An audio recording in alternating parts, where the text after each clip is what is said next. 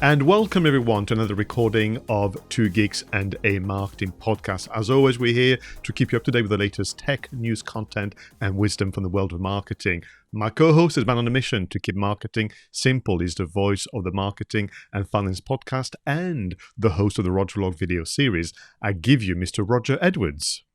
Hello, hi everybody, and thank you, Pascal, as always, for that fantastic introduction. You are also a man on a mission to keep digital marketing simple and demystify digital marketing. You're also the host of the Content Marketing Studio video podcast series. So I give you, everyone, Mr. Pascal Fintoni. Thank you so much, Roger. Now, Roger, this is number 11.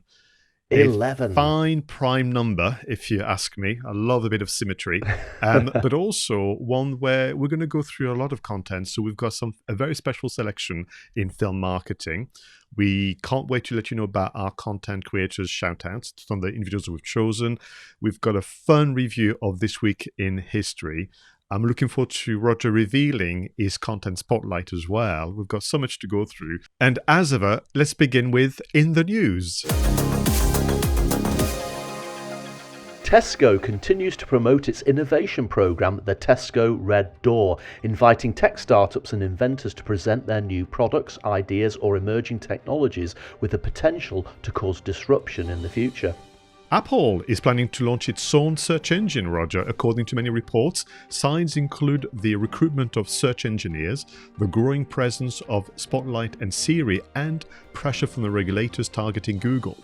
I love this one. Netflix has launched its new global campaign across 27 markets called One Story Away. Netflix wants to celebrate the power of storytelling and how series and films make us feel closer to each other. Talking about story, IKEA is still encouraging us to get a good night's sleep with a retelling of the tortoise and the hare story as a TV advert. So this is because a lot of people have found that their sleep has been affected by COVID-19. Yeah, that's definitely me. Time Kettle, a Shenzhen-based startup, has created a smartphone dongle that can translate 40 languages in real time. Called The Zero, it uses AI to detect languages and to provide translation and pronunciation guides within 2 seconds. Wow, well listen to this, Roger. Microsoft is testing the Surface Duo, a 2-screen foldable phone that lets you run 2 apps side by side or make one app stretch across both. You have also a 360-degree hinge that helps you flip your phone and use it like a regular device.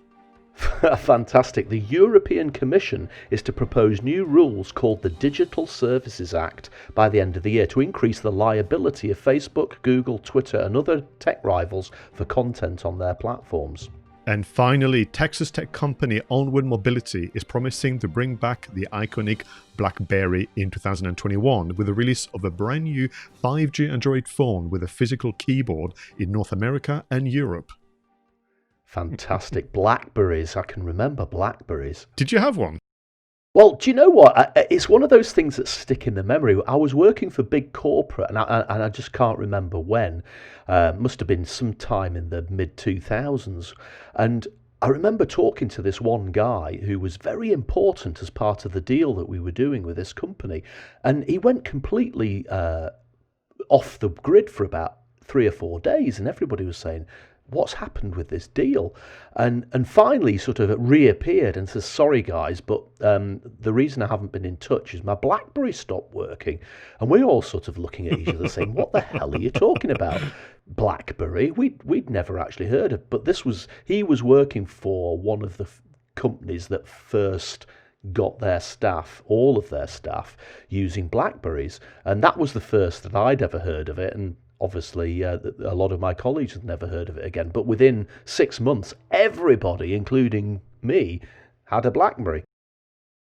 Now, I must say I've never had the pleasure of using a BlackBerry, but I could see people trying to use it as well to browse the web, because from memory, you had a little kind of almost like a little cursor in the middle of your keyboard. And I could see them struggling to just find information and click on the links and so on. But it has an incredibly loyal following, and I can see this doing well, Roger.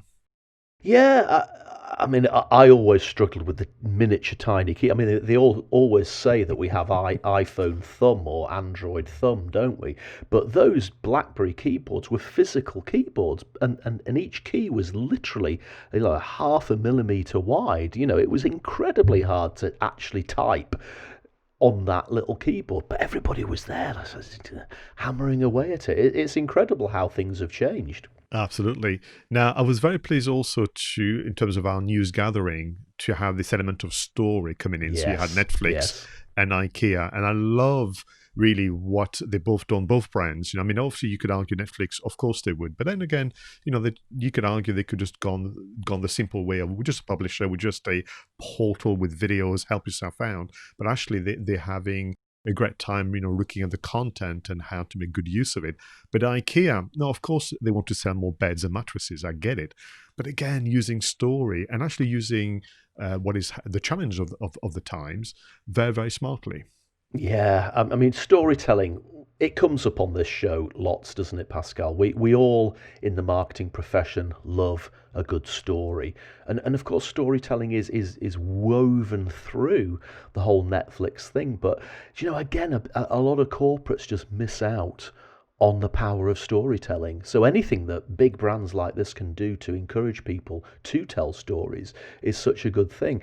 And it's now bringing me back. Wasn't there a cartoon? I can't remember. It might have been a Bugs Bunny cartoon or a Daffy Duck or Donald Duck cartoon, which was like a replay of the tortoise and the hare. And it must have been Bugs Bunny because Bugs Bunny was the equivalent of the hare. But the tortoise had all these sort of gadgets built into its shell, like rocket motors and big wheels and everything. And of course, in that particular cartoon, the tortoise was able to travel at light speed, almost like road running, and wow, straight through. Again, it's amazing how just talking about things like this can trigger memory. I've probably not thought about that cartoon for 20 odd years, if longer, and just having this conversation with you has triggered that memory, and I've been able to dredge it back up. Mm. That just proves, doesn't it, the power of stories. Yeah, because you have the combination of visuals and emotion being Yeah, recalled. I think that's yeah. very, very important.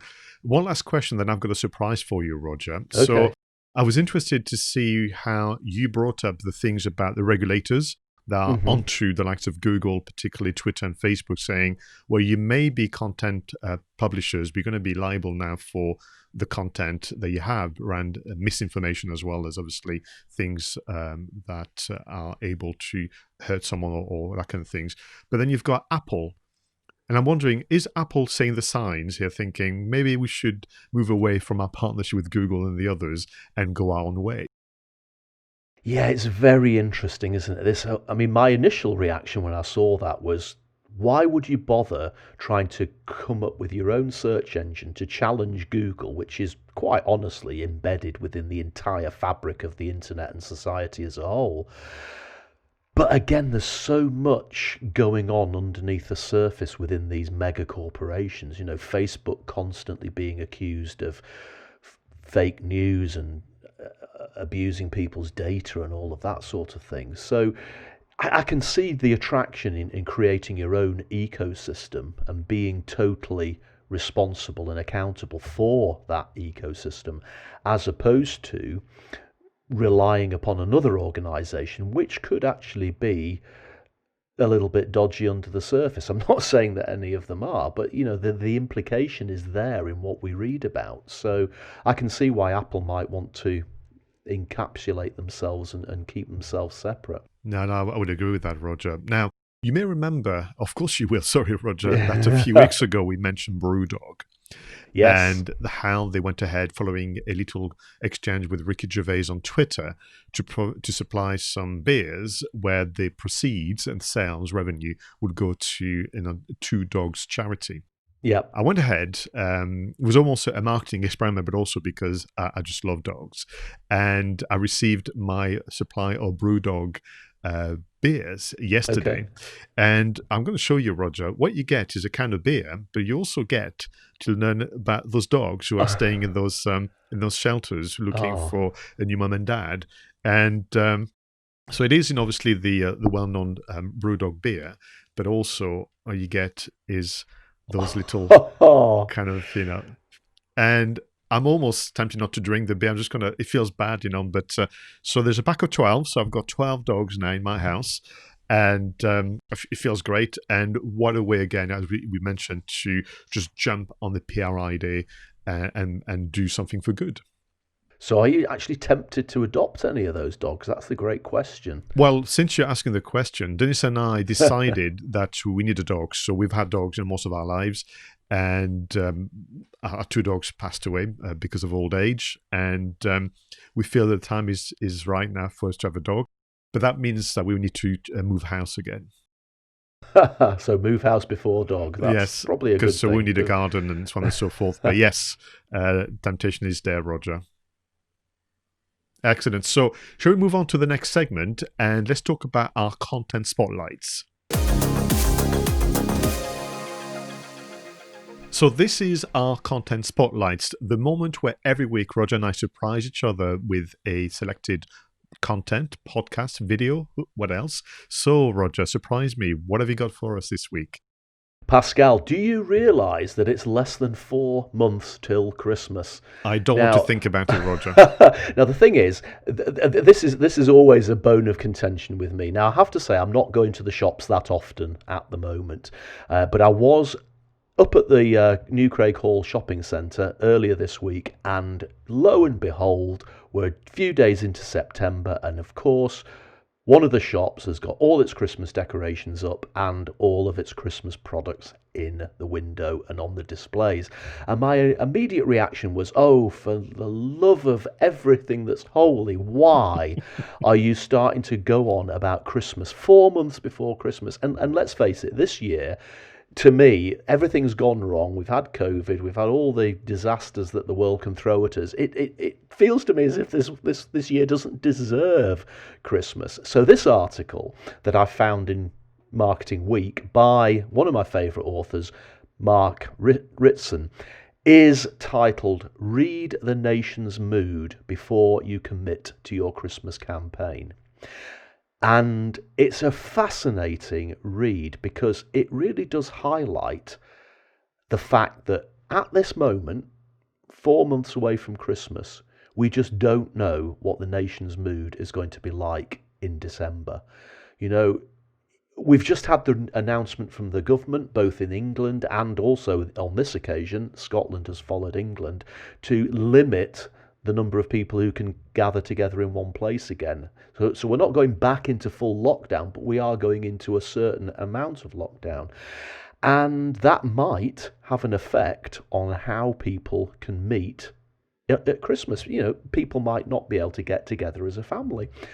And yet, across the entire marketing spectrum, no doubt, productions are underway to put together perhaps the John Lewis, the famous John Lewis Christmas advert that everybody waits for. What's it going to be this time? A little boy sitting on the moon, or a little boy sitting in the forest, or a little girl on some incredible adventure and tied into that Christmas theme. Everybody has this powerful Christmas message. But for a lot of us, Christmas might be an unhappy time this year because, unfortunately, COVID might have taken a loved one away from us. Or somebody might have lost their job. They might not have the spending power to go out and buy presents for the family. On the other side of the coin, people haven't lost loved ones. People's jobs haven't been affected. They may well go and spend money as they normally would. And in fact, the article says that something like about 70% of people are saying they'll just carry on as normal. But the cautionary tale within Mark's article is the mood of the nation, indeed the mood of the world, is different this year. So it might not be appropriate for you, whether you're doing the great big John Lewis, almost like movie-style production advert, even down to local businesses advertising in their shop windows. The mood of the nation is different. And as marketers, you need to capture that mood and reflect it back in your communications. And it's really going to be very difficult because that means you're going to have to do some research. it means you're going to have to try and maybe change the way that you communicate. And it's going to be hard because probably unlike any time in history, we're going through a unique, unprecedented time. And how do you make your communications reflect what we're going through? So what he's saying is, by all means, continue to do your communications around Christmas, because for at least half of the population, they're still going to be looking forward to it. But be mindful of the other part of the population who might not be as happy about Christmas as they might have been in the past. So it's a massive, massive challenge to all of us as marketing communicators as Christmas approaches, and it's well worth reading Mark's article just to maybe step back and have a really good think about what you're doing. And I can see this article should be circulated around teams and different business units and so on. I think you're absolutely right. I think Mark's contribution is timely. It's also very wise. And my suggestion to you would be, Roger, therefore, that now we're going to see those who have true communication skills. Mm-hmm. Because that sadly, when it comes to marketing in particular, and with regard to online, you now have almost those who are the technicians of the web, and I wouldn't call them necessarily communicators, but they know how to play the game, and they kind of they have sorted out a formula that kind of works for them. And then you've got those who are truly marketers, and they're going to approach this from a very humanistic point of view. And I think there's absolutely going to be a clear divide. I suggest to you that also what would be, I think, very healthy and may actually play well to many brands is maybe they should get in touch right now via their email marketing campaign and say to their audience, you decide, do you want to mute us for a while and not get the Christmas specials and so on because you just don't feel like it, or you're happy for us to be in touch with you? And again, just make that approach. I mean, you talk about market research, of course you need to do some, but I think that could begin with this idea of content as customer service. So instead of rubbing your hands thinking, well, look, we've got a database of X thousand people, and start to already predict the conversion rate and start to get excited about what you might achieve and not achieve, maybe you step back and go, shall we ask first if they really want to hear from us? Back to your point, there could have been things happening or about to happen that frankly would make it wholly inappropriate for us to try and push whatever we have in mind. And I think I can see also, if you take the examples of the stories like we talked about IKEA, Brewdog, and so on, I can see more and more partnership working between brands, and also that link with charitable endeavors. I think that would work well. Nice one, Roger. And I think as well, I use the John Lewis advert as an example. I mean, it's an expected spectacle, I guess, now every year, isn't it? That we're going to look forward to the John Lewis advert, and from a production point of view, it's almost like a mini movie rather than an advert. And I do sometimes think that they lose the fact that it is an advert for a store. Now, and an advert should create interest, it should create anticipation, and it should generate a call to action. And I think a lot of the time these things have almost gone beyond advertising, and it has become John Lewis's Christmas movie. And as good as it is, I think that sometimes it goes beyond being an advertisement, and therefore you actually question, what is it actually for other than a piece of entertainment? And as a marketer, I think, you should always have that reason to get people to visit you, to get people to engage with you, to get people to buy from you. And if you get to that stage where you are creating something which doesn't do any of those things, then you've effectively moved away from your job as a marketer. I mean, that might not be a bad thing. You may just have become a broadcaster or a media company. But I do sometimes think that this flurry of activity around Christmas sometimes moves away from the actual idea of promotion. No, that's very, very fair. I think sometimes it felt almost like the one-upmanship between brands. Who's going to have the better TV adverts? Who's going to get the awards at the Golden Lions at Cannes? That kind of things. Yeah, absolutely. That's it. Yeah.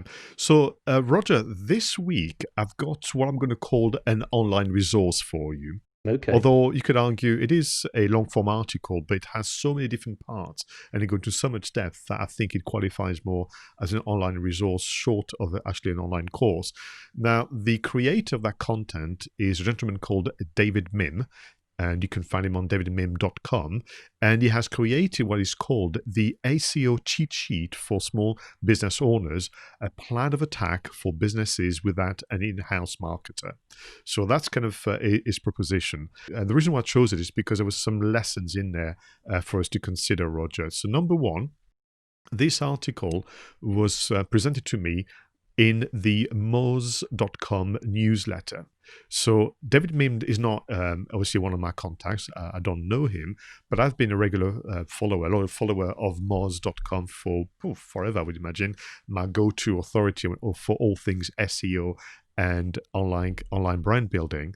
So number one, moz.com doesn't mind promoting others' content in their newsletter, which I think is very, very telling, and indeed promote content that you could argue competes directly with their core offering, because Moz has a SEO guide for small businesses too. But I think again it's back to this idea of building a community and actually understanding that on occasion the way in which we present something may not be quite right for you. The tone of voice, the style, whatever it might be. Try this instead. So that's number one. Number two, I would say David has done an incredible amount of work on this. I mean, he goes into a lot of depth, and he has three key parts. One, which is keys to SEO, so understanding the kind of the essentials of SEO. Then he offers an SEO roadmap, almost using the map of an underground, like we have in London and in the US.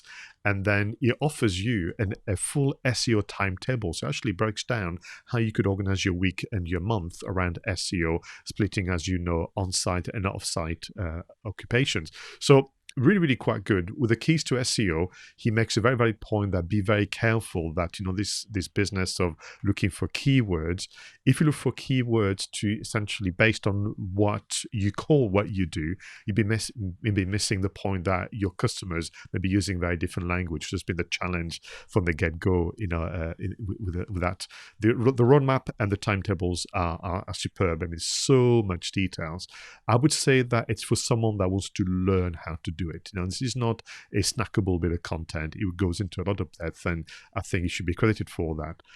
But the other reason I wanted to bring it up to you, Roger, is that with regard to my occupation and what I've been doing in my career, I've been essentially involved with SEO since 2003, and I've been teaching SEO since 2006.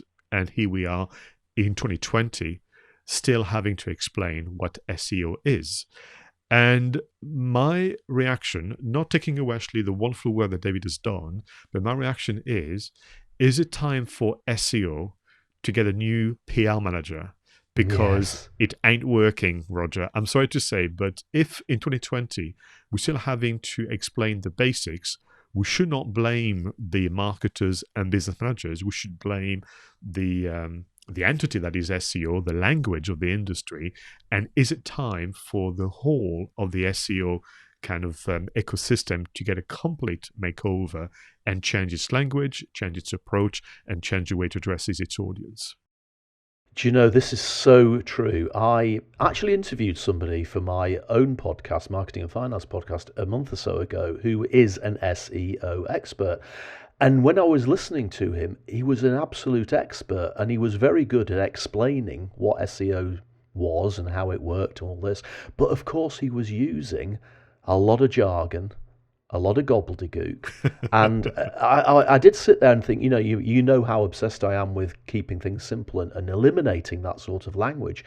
And I was sitting here thinking, anybody listening to this isn't going to understand a word that you're saying, even though you're explaining it well. You're explaining it in terminology that people who don't know about it will not understand. And you're absolutely right, Pascal. SEO is almost like a black art, isn't it? It's something that you get taught in some secret SEO training camp behind a great big 6-foot high wall with machine gun nests and all of that sort of thing. And you hear all these things like backlinks and long tail keywords. And it is very, very confusing. when you actually boil down to exactly what it is, I think the actual concepts and the actual practice of it is actually quite easy to get. It's just one of those areas that has just become absolutely bloated with technobabble. And if this article helps people to fight their way through that technobabble, then all the better. And also, hopefully, as well, what it will do is it will give people the confidence to work on these things themselves, rather than maybe get bamboozled by companies who play upon the fact that it's a black art. And you know, there's some, you hear about some pretty woeful practices going on in SEO, don't you? And a lot of companies get stung and end up getting blocked by Google because they break all of these protocols that nobody knows about. So this is a great piece of content to allow people to cut through that jargon and actually see it for what it is, which is actually really quite easy practices to implement. It is. I mean, for people who know about it, but also if you don't know, it's incredibly logical. It's very systematic, in fact, and at the heart of it, it's all based on the understanding of your customers and how much you want to provide a good service online and that kind of things. And I think also where people sometimes get a little lost and confused is there's a difference between being, let's say, the in-house marketer and using whatever time budget you've got to do a bit of SEO, a bit of social media and so on, but do the essentials, and then being a SEO expert where it is your full-time function, and it is maybe your career or your business. So it's a bit like, forgive me, Roger, I'm not a chef, but I can cook, right?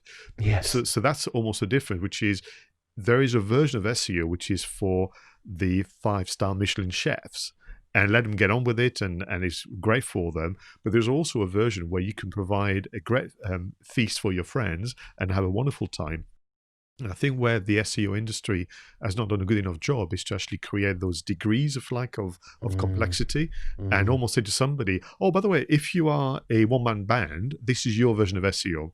If there's 10 of you, this is what you do. If you're a larger company, and almost kind of have different versions or different levels of activities based on actually your sales and marketing plan. And I think that's where there's a disconnect. So it feels as though there's only one version of SEO, which is the one the experts talk about. Hence, these things about the long tails and that kind of things.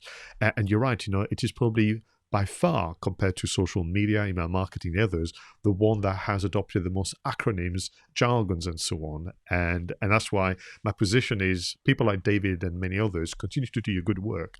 But I wonder whether the industry as a whole needs a new PR manager. Yeah, absolutely. I love that analogy, Pascal, with the 5-star Michelin restaurant. I mean, we all like to eat out in a Michelin restaurant from time to time, but for most of us, the cafe on the corner is absolutely the best thing that we want. Superb. Right, Roger. Let's move on to marketing, tech, and apps. So, Roger, what have you brought from your toolkit or memory bank?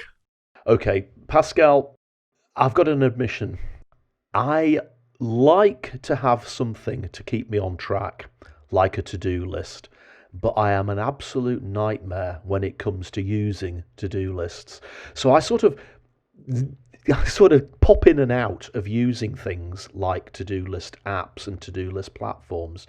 And I'm going through one of those phases at the moment where I think as business picks up after COVID, as the lockdown eases, more inquiries are coming through, and I suddenly found myself dropping the ball a bit. So I've gone back to looking at these sort of to-do list productivity type apps, and I thought I would highlight 2 of them for you today.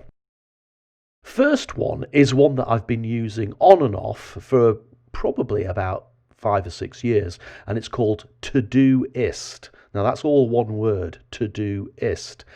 And it's probably, to use your analogy, it's probably the 3-star Michelin version of the to-do list app. Not only can you create the tasks that you've got to do and put deadlines on them and synchronize them with calendars and all of that sort of thing, you can also integrate them with your team, you can integrate them with your business. But what I actually really like about Todoist is that you can create tasks aligned to goals. Now, it's one of my, it's another of my marketing bugbears that quite a lot of us as marketers tend not to have goals, and goals are very important as part of overall strategy. I mean, you know my philosophy: marketing isn't just about communications; it's also about creating an offer, having a series of goals, and then building your marketing communications activity around it. And what I do like about Todoist is the ability to align the tasks that you are performing with specific goals. And those goals can be, it can be anything. It can just be a project goal, it could be a revenue goal, number of customers, whatever it might be. But if you are goal orientated, then Todoist is a great app for you from a to-do list point of view. But then I found on my phone, do you know how sometimes when you go into your phone and it tells you you've got a number of updates for apps, and sometimes you can go in after a few days and find that about 35 of your apps need updating. Well, I used to use something which was called Wunderlist. Wonder spelt with a U, Wunderlist. And what I liked about Wunderlist was that it was almost like the complete opposite of Todoist. It was literally just a to-do list, and you could set it to synchronize with your diary and priorities, and that's pretty much it. And when I was updating the phone, it told me that Wunderlist has been taken over by Microsoft, and they've just renamed it. It's just called Microsoft To Do, and effectively it's the same as Wunderlist. They've just put a Microsoft sort of banner and logo and color scheme all over it, branding, and it's remarkably simple. As I say, it doesn't have all of that extra functionality and all of that sort of thing, and it did get me thinking. I love the simplicity of Wunderlist oblique Microsoft To Do, and I think probably at the stage I'm at the moment, as business starts to pick up, I'm probably going to veer towards the simpler one rather than the one with more functionality. Because actually, all I need is something to just keep me on track and to give me a nudge from time to time when a deadline is approaching. I probably don't need all of that extra functionality. But I thought I'd tell you about both of those because undoubtedly, in the same way as we were talking about SEO, some people will want the 3-star Michelin approach and others will want the cafe on the corner. And at the moment, my cafe on the corner version of To-Do List is Microsoft To Do. Thank you very much. I didn't know about those two apps, so thanks very much for bringing them to us and to our viewers and listeners. So today, Roger, it's all about Google Maps for me. Okay. Now, I don't know about you, but I have no memory of how I managed life and traveling without Google Maps. It's really quite something how now, if I go anywhere, Google Maps would be my traveling companion. But Google Maps has also business facets. The most famous one, I would argue, is Google My Business, which is where you go in and fill essentially an online form to become listed and have your little red pin. But before I come on to that one, I wanted to remind you and our viewers and listeners about Google My Maps. So Google My Maps is a subset of Google Maps, which allows you, using your Google account, a free product, allows you to create some maps that then you can share on. And those really are using the same kind of visuals and same look and feel and so on, but you have your own unique pins. So now, why would you want to create maps using Google Maps and share them on? Well, there's two things. Firstly, you could use them for sales and marketing. So to give you an example, I was recently helping a customer make sense of their market, to make sense of their target audience. Now, on Google My Maps, what you can do is search for your prospects and your customers, and then the map will appear. So if you can, in this case, it was looking for electrical contractors because you had a software that could obviously help them run their business more successfully. And within moments, we had a map with pins of electrical contractors. Then you can change the pins to, depending on the size of the business, depending on the location. But there's something really powerful about the visualization of where your customers are, as opposed to, forgive me, Roger, a Excel spreadsheet or any form of documentation with a long list of names and postcodes. And what was interesting is that then he had a vision that his customers would be much further away from him. He had this vision of having to think more nationwide, realizing that within a 10-mile radius, he had plenty to go after. So he also informed his business strategy. So Google My Maps could be used to inform yourselves and almost to continue as customer service after that. You could also use it for content marketing. So we now know, because you've confessed to that fact many times, that you're very fond of coffee, Roger. And so what you could do moving forward is create a map with spots, your best go-to coffee shops and venues for content creation, to be to have imagination and so on. And you could share that as part of a blog post or as part of a Rog vlog blog post, in terms of these are my go-to coffee shops. Now, this is obviously a fun example, but if you are, example, in the business of public speaking, you could make a map with your top recommended venues that maybe event organizers could use and share that as part of your content marketing. So there's both, if like, internal use for, so as a marketer, market researcher, there's also external use for content marketing. Google My Maps, I highly recommend it. It's really quite powerful. Quickly about Google My Business, probably the most underrated and underused kind of marketing tool for small businesses. It's not just for shops and restaurants, Roger. It's for everybody. Even if you're working from home, you can still kind of be listed. You just have an area of activity as opposed to an address. But the plans for Google, let's be clear, Roger, is for Google Maps to become a social network. They announced this about 2 years ago, and they seem to be taking their time, probably because it's obviously quite complex. But they are putting features that leads me to think that they still want to do that. So number one, they want you to post articles and updates on your Google My Business account, which gives you, of course, that listing on Google Maps. Why they didn't call it the same, it's unfortunate. They allow you to also have one-to-one messages with your prospects and customers. People can leave reviews, as you know. You can upload photos, you can upload videos, you can answer questions as well. So there's a whole kind of preparation towards essentially this becoming a social network, but also against your business name or your name as an individual, you're guaranteed number one position. Bear in mind the conversation we had a moment ago about SEO. So I suppose my kind of request would be for people to go back to their Google My Business entry, perhaps neglected for the last few months and few years, and go through the different fields and the different features and make sure that it's fully completed. And if you are a blogger, if you are a podcaster, and if you are a YouTuber, just upload a copy of what you've done on your Google My Business account. You're not going to get a lot of traffic, but that prepares you for the habit of having an additional platform when it becomes a fully fledged social media platform. Fantastic. Yeah, I am aware of Google My Business, and sometimes it sends you an email to remind you, doesn't it? But it's one of those things that I have neglected myself, and I admit that. So it's a timely reminder for me to get my backside in there and make sure that everything's up to date. Excellent. Well, talking of timely reminder, let's move on to our next segment, This Week in History.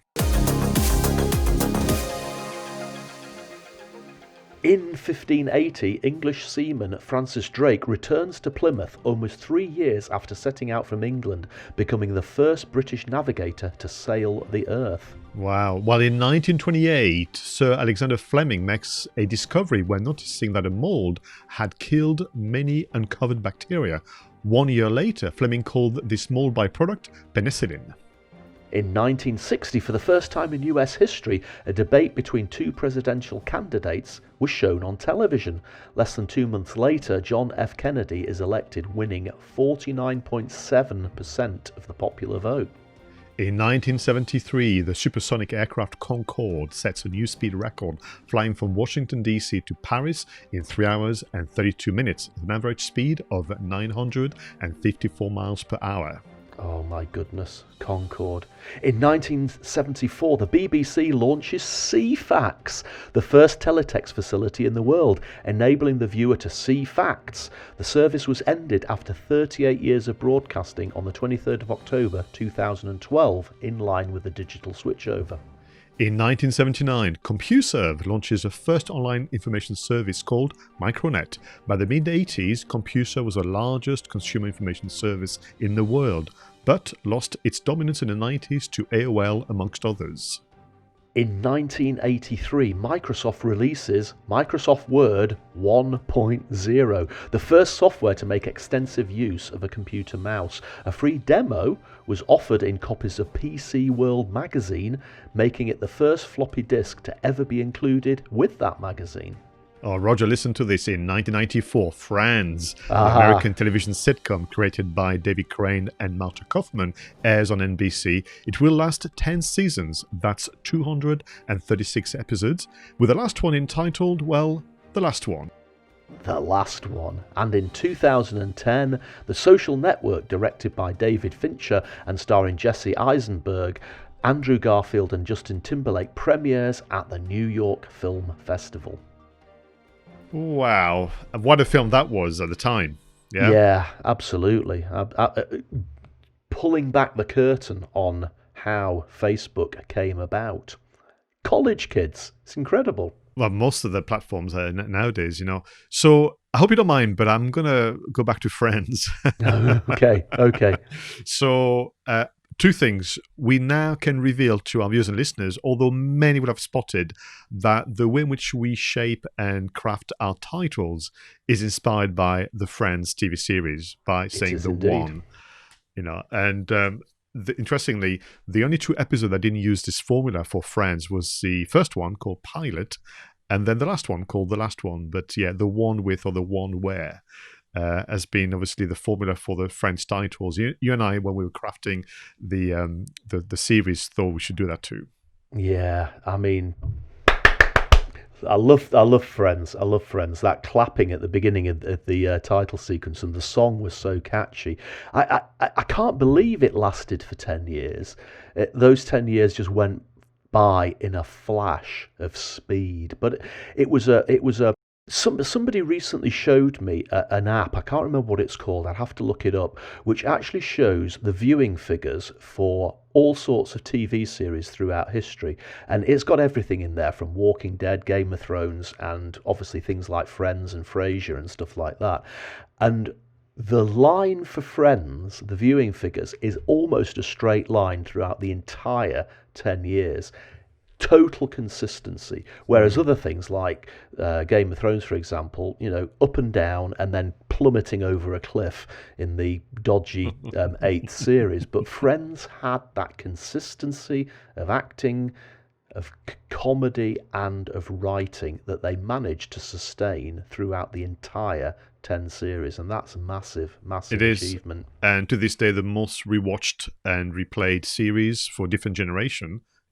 Parents watch with their children now and so on. Still, the box set does very well at Christmas and so on and so forth. So it's incredible. But I must confess, Roger, I didn't know that CFAX meant C-Facts, No. So thank you for that, because I'm going to go to bed less stupid tonight. Yeah, and again, we used to, I'd forgotten about it, but of course you used to go in there to get your information on TV programs, check the listings, even check share prices. I think you could even do things like that on CFAX. But Pascal, I need to talk to you about Concorde. Right, I thought you might. There is a Concorde at East Fortune Air Museum, which is literally about 5 miles down the road from me. So it's somewhere that I go regularly. And they've got one of the Concordes there in a hangar. And it is such a beautiful piece of machinery. I mean, the fact that it was built in the 1960s it's just staggering. It beggars belief that we built something so amazing and so beautiful and capable of such speed. But my biggest regret is that I never got the chance to fly in it. And interestingly enough, at East Fortune Air Museum, they also have a Dan Air Comet 4C. I won't be able to remember the registration number of it without looking it up. It's something like GBDIX, I think it is. Now, I know that I actually flew in that particular Comet, because my father was a bit of a plane geek like me, and every time we went on holiday he used to write down the registration number of the aircraft, and we flew to Minorca in the Balearic Islands in about 1979 on GBDIX. So every time I go to East Fortune Air Museum, I can look at the Concorde and I can look at the Danair Comet and say, I flew in the Danair Comet, but I will never be able to fly in the Concorde. And it's a bit of a source of regret for me. My wife and I had the opportunity around about 1982. They were doing some special offers on Concorde trips, and it was flying to New York on the Concorde and coming back on a jumbo jet. So, and it was about 1,500 quid each, which at the time, in terms of Concorde fares, was an absolute bargain, because I think the actual full fare on Concorde was something like £10,000 to £15,000. And I still didn't go for it. I mean, 1,500 quid was a lot of money, but in terms of Concorde, it wasn't. And I really think back so many times thinking, for goodness sake, it went out of service literally 2 or 3 years later, and you missed your opportunity. And I really regret not springing for that 1,500 quid to travel in Concorde. Yes, I know. I mean, I saw the Concorde take off twice, I think, from Paris, and then once in the air at an air show, and it's quite an exceptional experience, I have to say. I mean, I'd love to talk to you about Francis Drake, because I think that's quite an achievement and really set, things, whether we think JFK was the first personal branding, kind of component and master of personal image, because we know that he was elected because he played to the television, which was essentially the medium of the time. But time is against us, sadly, Roger. So let's move on to our content creators shout-outs. So, Roger, who is your creator this week? Okay, Pascal, this is a podcast. And it's called the Keep It podcast. The shout-outs for the creators are Ira Madison, Louis Vertel, and Ada Osman. Now, funnily enough, it was you who recommended that I listen to David Tennant's podcast.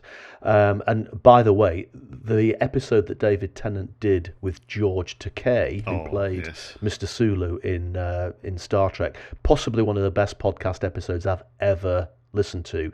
And George Takei, I hadn't realised how much depth there was to this gentleman and his history, and he's just such an remarkable human being with a really silky voice, and I could listen to him all afternoon. But that's not actually the shout out.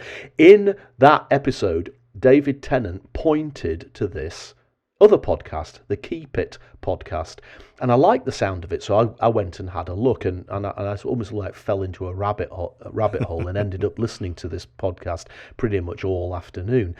It's a little bit like what we do, except imagine that they just do the film marketing section for the whole podcast. And it's not just films. They talk about TV, they talk about pop culture, and then they interweave it into politics and into current affairs and things like that. And it reminds me of you and I just riffing in the Two Geeks in a Marketing podcast, and they've created this illusion that they genuinely are, like we envisage, sat in a coffee shop or a pub, drinking coffee or drinking wine, and just chatting about popular culture, films and TV. And they seem to go round and about the houses. They go off on tangents. It doesn't feel as if it's scripted at all.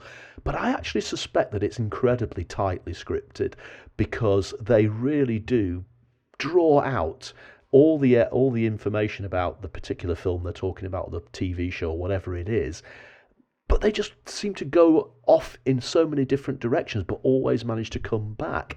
It's remarkable. It's addictive, and because it seems like where this show might be after another 30 or 40 episodes in terms of content. You just have to go and have a listen to it. So the Keep It podcast. Oh, Roger, what am I going to do? I've got so many podcasts on my Stitcher app now. I need more time in the day, but that sounds outstanding. Well, strangely, Roger, because we don't talk to each other. I know we surprise each other with our content spotlight and our creators shout out. I've chosen a podcast too. Now, the host and producer is a gentleman called Bob Gentle. And Bob runs an agency called Amplify, and he has the Digital Marketing Entrepreneur Show as a podcast. But the reason why I wanted to celebrate his work is because I'm going to say to you that Bob has mastered the art of the conversation, interestingly enough. Now, what I mean by that is that when you have the pleasure to be a guest with Bob, within moments, it puts you really at ease, and you feel like literally you're having a chat with a coffee, as you mentioned a moment ago. And I must confess that when I was a guest, and where I'm perhaps more familiar with structures and segment and script, with Bob, it was very, very different. And what he said to me in the beginning, don't worry, I will find the story and I will find the hooks. So, ultimately is the host, and I kind of was guided by him. So we had a great chat, and I left away thinking, wow, how is he going to make sense of that? And it did. I mean, that's really quite impressive. So not only does it produce the podcast episode as you would expect, Roger, with the title, the visuals, and so on, but this is what he does, which I thought was so clever. He will then revisit podcast and have a running commentary about how he's been thinking about it and what this now means to him. So certainly I found myself to be present in two podcasts, not just the one when I was talking to him, but one that was produced maybe 2-3 months later, where he's reflecting on our conversation. And I thought that was so clever, Roger. I've not seen anyone do that. And he can bring more than one episode where he's kind of giving you almost like an account of his thinking. Now, as you would expect, then this gets repurposed into the written form and so on. The other thing that he does, just very, very quickly, he has a blog, a series as well. But what he will do, he will have a video as well as a transcription, which tends to be obviously improved in terms of the editing. And I must ask him, I can't tell whether the video is the video version of the text or the text came after the video. The reason for that, Roger, is that when you watch the video and he's addressing you, he's addressing the lens of the camera, again, back to this idea of mastering the art of conversation, you feel like he's addressing you and you feel like you're in the same room, which I think is an amazing achievement. Yeah, I've been on Bob's podcast as well. Right. Yeah. And I've funnily enough, during lockdown, early in lockdown, I just put out a request on LinkedIn, say if anybody wants to have a coffee or a chat, just ask and we'll just have a chat. It's not consultancy, it's not a way to make money. I'm happy to talk.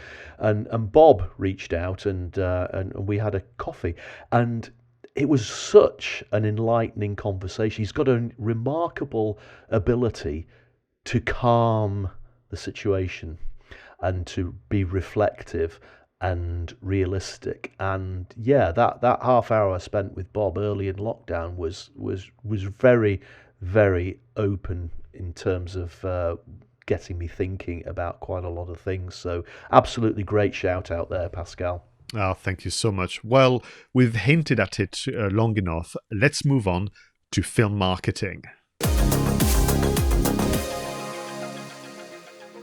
Right, Roger. So this week we chose a film for actually a rather sad reason. We, yesterday, at the time of recording this, had to say our last farewell to actress Diana Rigg. Yeah, Diana Rigg. What a tour de force actress she was. Most recently, she played Elena Tyrell in Game of Thrones. Very well known for being one of the original Avengers, playing alongside Patrick Macnee in the 60s, but probably most well known for her role as Teresa or Tracy in the George Lazenby James Bond film On Her Majesty's Secret Service. Now, it was the 6th James Bond film, and do you know, Pascal, I think, personally, it's probably my favourite James Bond film. of the whole lot. It has its critics. A lot of people didn't like George Lazenby. I mean, he was a model, wasn't he, rather than an actor, so that he gets criticised for that. But the movie itself, in terms of plotting, in terms of cinematography, in terms of the action, in terms of the villain. Telly Savalas was the villain. He played Ernst Stavro Blofeld, but it was probably the best interpretation of Blofeld throughout the entire history of the films, and he actually got quite action packed as well. He was taking part in the skiing sequences and things like that. It was just the best all round James Bond film for me, and therefore it's probably the James Bond film that I've watched the most. And in fact, me and my wife watched all 25 James Bond films during lockdown, and even though we've recently watched it, as a result of hearing this sad news about Tracy's death, about Diana Rigg's death, I feel like I need to go and watch it again. I would agree, and once we and I agreed that that would be our selection, I couldn't resist, but actually went back to listen to the music score by John Barry. So I think you're right. Diana Rigg was an accomplished actress for both stage, small screen, and the large screen. And I think actually she provided, I would argue, if you don't mind me using the term, one of the best Bond girls on screen. And I think perhaps began the trend of strong female characters, but that perhaps we didn't have as much, with the previous 5. But you're right. What a film, and from a film marketing perspective, the lesson that we can all take is this idea of a movie that was restarting the franchise by being actually very cognizant of the times that they were living. So this movie was released in 1969, so a year away from the 70s. And what is interesting is, you're right, the critics were very, very split, and I think unfairly so, attacking George Lazenby. I will confess, Roger, I don't have an issue with the acting whatsoever. I don't see what others see, but that's what film is all about. But in terms of the reaction to the film, the audience and the fans concur with your views. But there was, at the time, a film critic that had been working for some time now for the Evening Standard, who said, I'm going to read that to you, finally Bond is now all set for the 70s.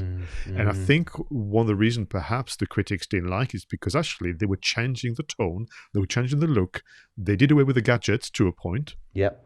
They had a Bond that was actually perhaps more grounded, shall we say, that had, to a point, more respect for others and so on and so forth. And it was just, you're right, so well crafted. I know that the director, who had been actually a second unit director for some time, he did something very smart, which is a lesson around film marketing.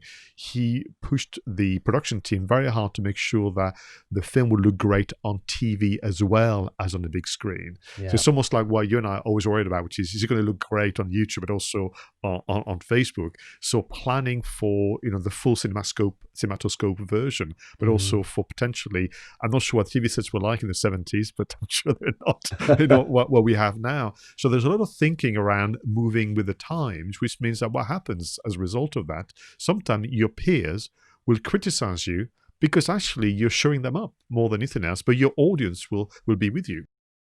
Yeah, and so many memorable things. I mean, it's a geek's paradise, this film.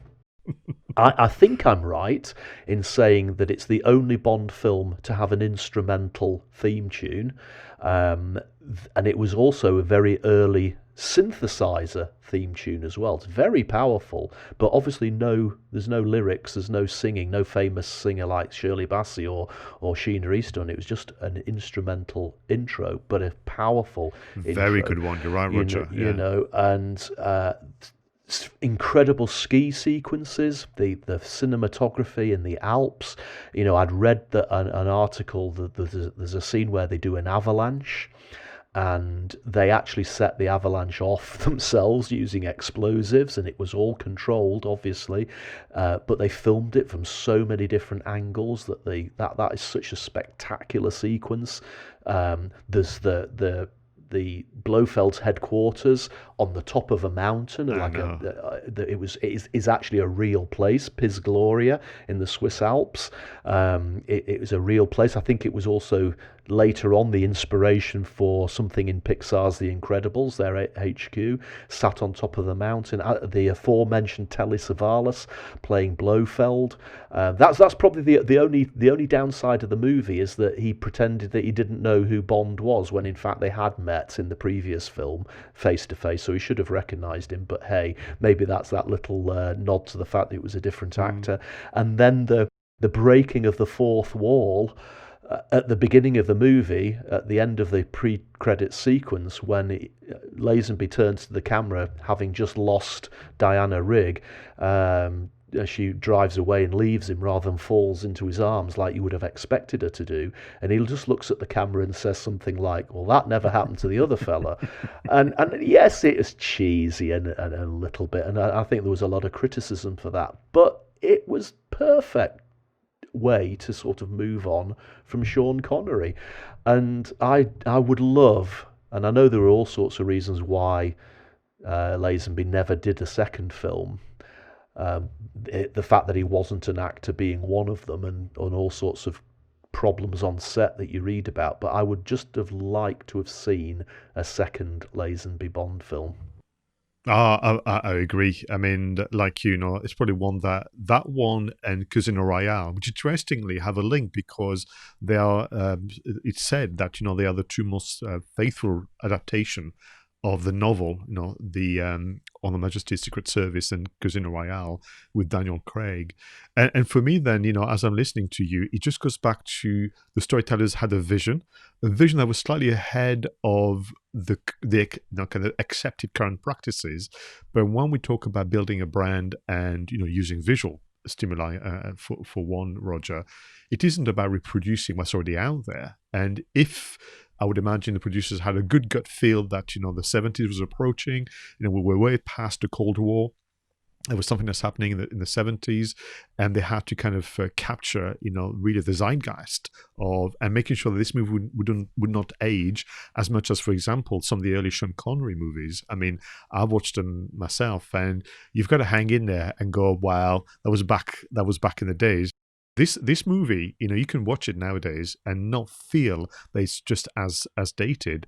I want to read a couple of things to you, Roger, because for me, the confirmation that we're not kind of losing the plot here when it comes to literally praising this film and learning film marketing is that others seem to kind of concur. So to begin with, in 2012, the official 007 magazine, I'm not sure whether you get a copy, I didn't know it existed, but I did a survey of the fan base and say, okay, off we go. Please vote your favorite, James Bond movie. And number one of all the readers and followers of 007 official magazine was On Her Majesty's Secret Service. Number two was Goldfinger. And then number three was From Russia with Love. So the fans are already there. Then you start to look around at what others do. So, for example, Pixar, literally, putting some little nods to the movie. You've got, which you may be familiar with, the band Propeller Heads, releasing the Shaken and Stirred album with a big reimagining of the James Bond theme as a kickstart. But then you've got other filmmakers. You've got Steven Soderbergh, who's done countless movies, including Ocean's 11, which I think in its own way is a bit of a Bond thing. And this is essentially what he said, shot to shot, this movie is beautiful in a way that none of the other Bond films are. Which I think is wonderful. And Christopher Nolan, who we mentioned recently in our review of Tenet, just says that he was inspired in terms of the visuals and the kind of the composition by this film for Inception. And of course, again, getting incredibly geeky for a moment here, Pascal, in the scenes in that restaurant, Belique HQ, sat on top of the mountain, of course, what Bond does is he discovers a plot by Blofeld to, there's a whole series of women in this in this place that have been hypnotized by Blofeld to go out into the world and to spread, using some aerosols that they have, a virus, coincidentally, around the world. And I think that these ladies are called the Angels of Death in the script. And if you actually look at the actresses within the Angels of Death, it's an absolute goldmine of geekdom.